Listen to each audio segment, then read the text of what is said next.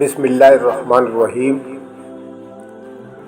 اللہم صلی علی محمد وعلی آل محمد وعلیہ واصحابہ وآل بیتہ وبارک وسلم۔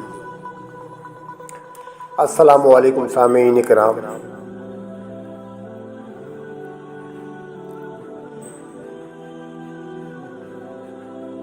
حضرت امام حسین رضی اللہ تعالیٰ عنہ کی شہادت کے بعد جو حالات درپیش ہوئے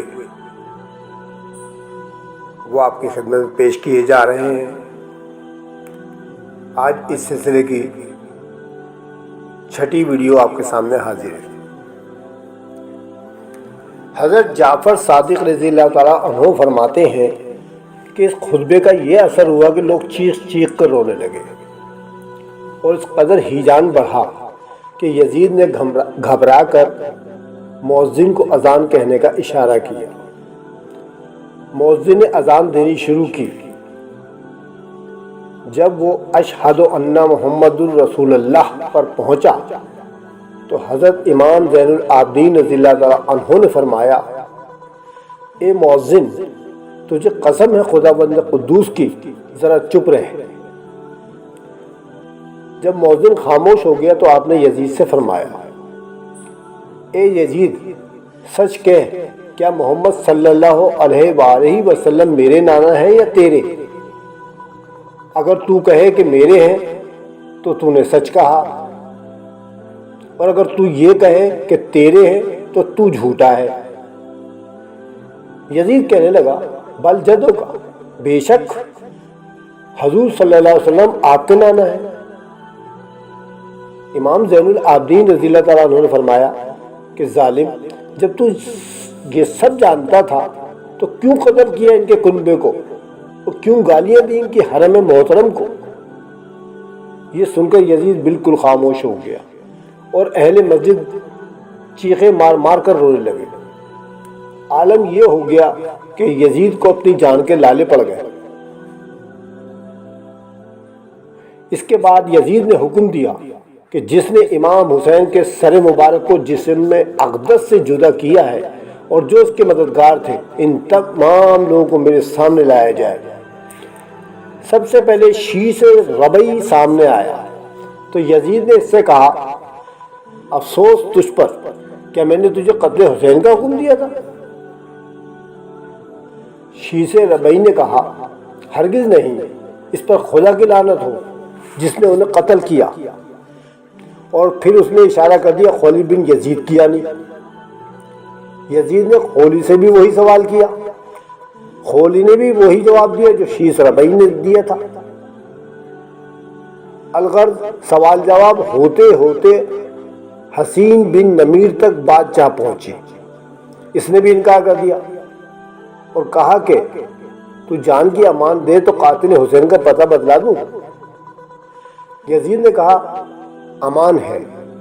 نمیر نے کہا، اے امیر، بے شک یہ کام اس کا ہے جو نشان قائم کرنے والا ہے، مال و زر دینے والا ہے، لشکر جمع کرنے والا ہے، جس نے خطوط بھیج کر وعدہ وعید کرا کر ان کو بلایا، وہی امام کا قاتل ہے۔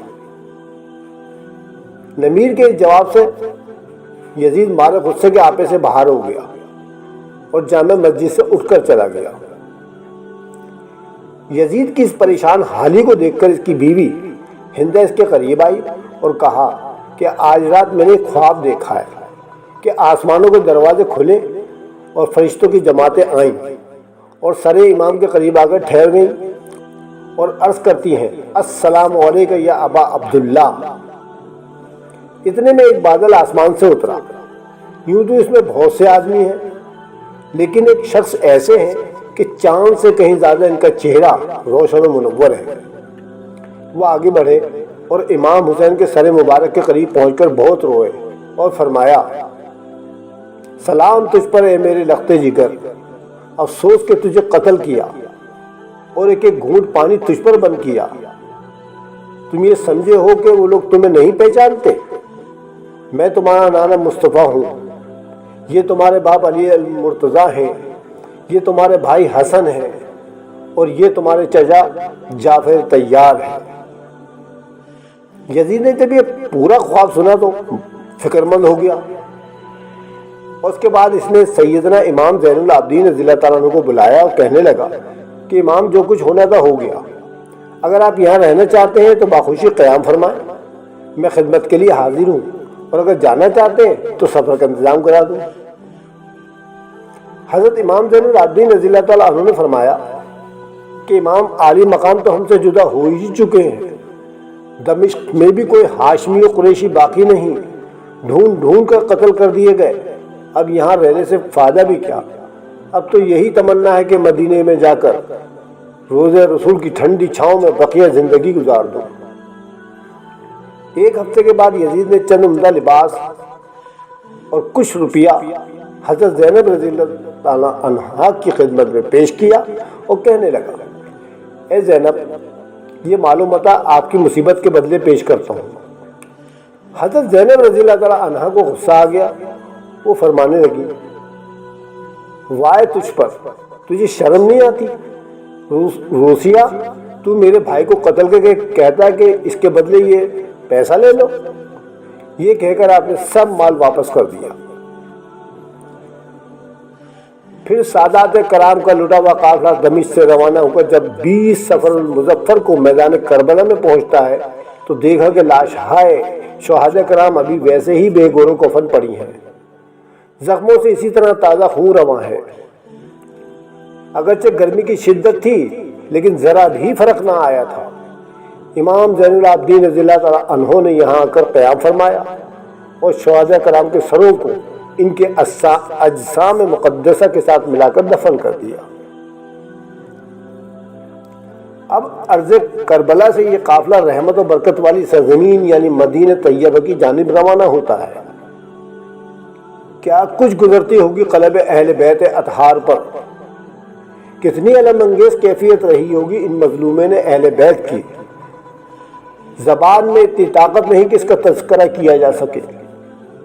بس ایک قیامت تھی جو گزر گئی، اور یہ انہی کے عزم و حوصلے کی پختگی تھی کہ مسکراتے ہوئے مصائب و آلام کی اس پرخار وادی کے ہر کانٹے کے زخم کو برداشت کر لیا، اور یہ ظاہر نہیں ہونے دیا کہ انہیں کوئی تکلیف ہوئی، بلکہ یہ ثابت کر دیا کہ وفا شعاروں کے لیے راہ محبوب کا ہر کانٹا پھول سے زیادہ نازک اور لطف انگیز ہوتا ہے. جس وقت اہل بیت اطہار کا قافلہ جو مدینۃ الرسول میں پہنچتا ہے تو سب سے پہلے حضرت جابر بن عبداللہ نے اس کا خیر مقدم کیا. پھر جیسے جیسے خبر ہوتی چلی گئی اہل مدینہ جماعت در جماعت حاضر ہوتے گئے. حضرت ام کلثوم رضی اللہ تعالی عنہا کی یہ کیفیت تھی کہ زار و قطار رو رہی تھی اور زبان پاک سے یہ عرض کرتی جا رہی تھی، اے نانا جان، ہم آپ کے دیار پاک میں حسرت بھرے دلوں سے لوٹ آئے ہیں.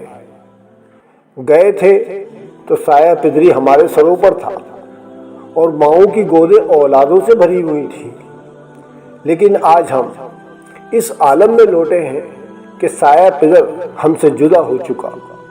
یتیمی کی کڑی دھوپ ہمارے سروں پر تپ رہی ہے، ماؤں کی گودیں سونی اور ویران ہیں.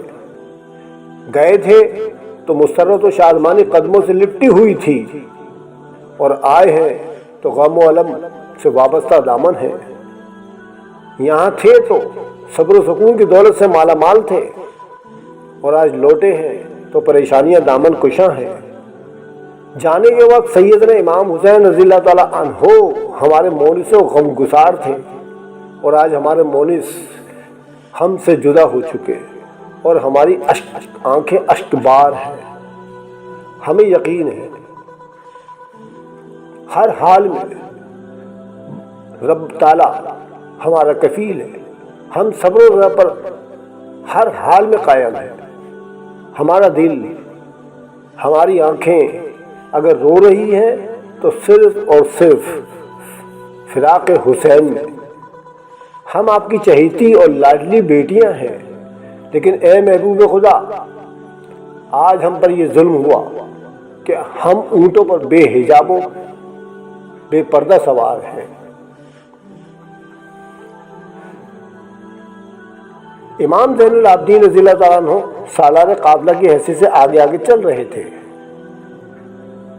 جس وقت پہاڑیوں کے درمیان سے رحمت للعالمین کے گنبد خضرا کی نورانی تجلیاں نظر آئیں، بے ساختہ زبان پاک پر درود شریف کے مبارک کلمات جاری ہو گئے۔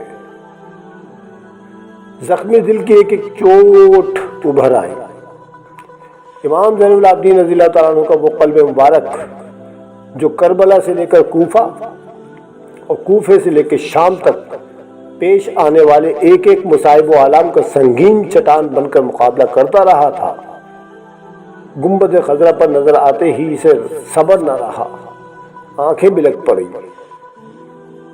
بے ساختہ پکارے، اے رحمت للعالمین صلی اللہ علیہ وآلہ وسلم، اے بے کسوں کے فریاد رسا، اے بے سہاروں کے سہارے، آج میں آپ کے جگر گوشہ سیدنا امام حسین کو دشت بے کسی میں سلا کر دائمی فرقت و جدائی کا غم لے کر حاضر بارگاہ ہوا ہوں۔ مدینہ کا ایک ایک گلی کوچہ ماتم کدہ بنا ہوا ہے، اہل مدینہ چیخ چیخ کر رو رہے ہیں۔ حضرت محمد بن حنیفہ رضی اللہ تعالی عنہ بیمار تھے۔ یاد رہے کہ حضرت محمد بن حنیفہ حضرت امام حسین کے بھائی، حقیقت کا علم ہوتے ہی بے قرار ہو کر باہر نکل آتے ہیں۔ کمزوری حد سے زیادہ تھی، چند قدر چلتے پھر بیٹھ جاتے۔ اہل بیت کی مظلومیت کو دیکھ کر زار و قطار رونے لگے اور اسی حال میں بے ہوش ہو گئے۔ جب ہوش آیا تو فرمانے لگے، افسوس میں یہاں رہا اور میرے بھائی حسین میدان کربلا میں مصائب و آلام سے دوچار رہے، لیکن مجھے خبر تک نہ ہوئی۔ کاش میں بھی وہیں ہوتا اور ان کے جھنڈے تلے اپنا سر کٹا کر محبت اہل بیت کا تمغہ حاصل کر لیتا۔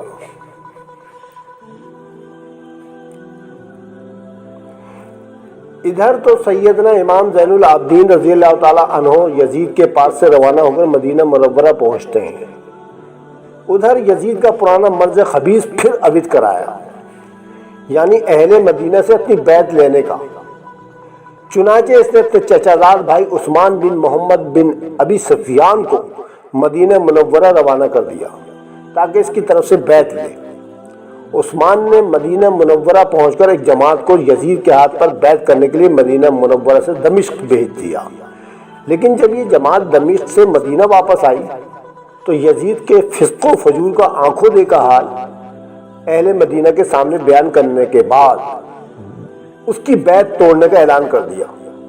چنانچہ اہل مدینہ کے یزید کی طرف سے مقرر کردہ عامل عثمان بن محمد کو مدینے سے باہر نکال دیا اور حضرت عبداللہ بن حنظلہ کے ہاتھ پر بیعت کر لی، لیکن حضرت منظر بن زبیر نے کہا کہ اے عبداللہ ابن حنظلہ، تمہیں امام زین العابدین کے ہوتے ہوئے بیعت لینے کا حق کیسے پہنچ گیا؟